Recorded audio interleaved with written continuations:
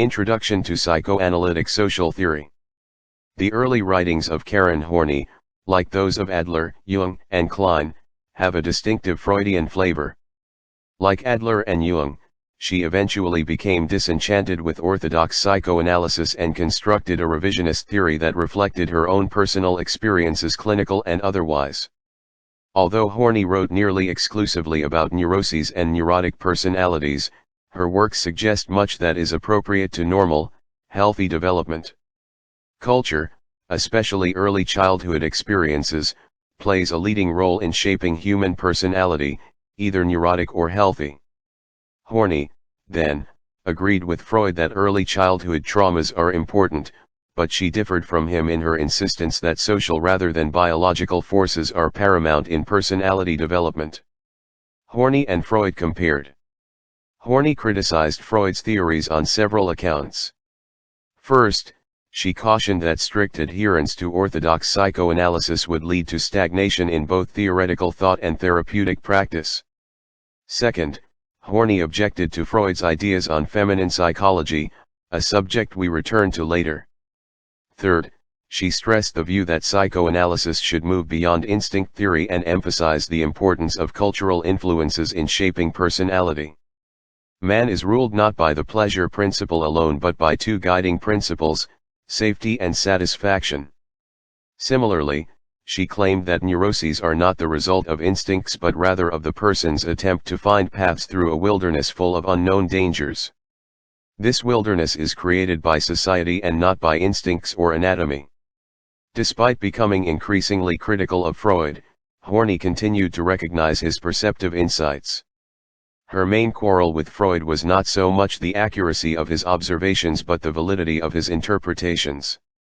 In general terms, she held that Freud's explanations result in a pessimistic concept of humanity based on innate instincts and the stagnation of personality. In contrast, her view of humanity is an optimistic one and is centered on cultural forces that are amenable to change. The impact of culture. Although Horney did not overlook the importance of genetic factors, she repeatedly emphasized cultural influences as the primary basis for both neurotic and normal personality development. Modern culture, she contended, is based on competition among individuals. Everyone is a real or potential competitor of everyone else. Competitiveness and the basic hostility it spawns result in feelings of isolation. These feelings of being alone in a potentially hostile world lead to intensified needs for affection, which, in turn, cause people to overvalue love. As a result, many people see love and affection as the solution for all their problems. Genuine love, of course, can be a healthy, growth-producing experience, but the desperate need for love, such as that shown by Horney herself, provides a fertile ground for the development of neuroses. Rather than benefiting from the need for love, neurotics strive in pathological ways to find it. Their self-defeating attempts result in low self-esteem, increased hostility, basic anxiety, more competitiveness, and a continuous excessive need for love and affection.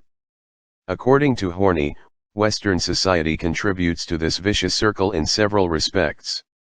First, people of this society are imbued with the cultural teachings of kinship and humility. These teachings, however, run contrary to another prevailing attitude, namely aggressiveness and the drive to win or be superior.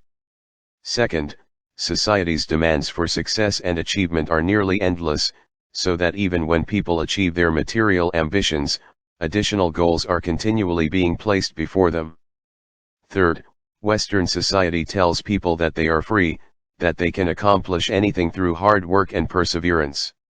In reality, however, the freedom of most people is greatly restricted by genetics, social position, and the competitiveness of others.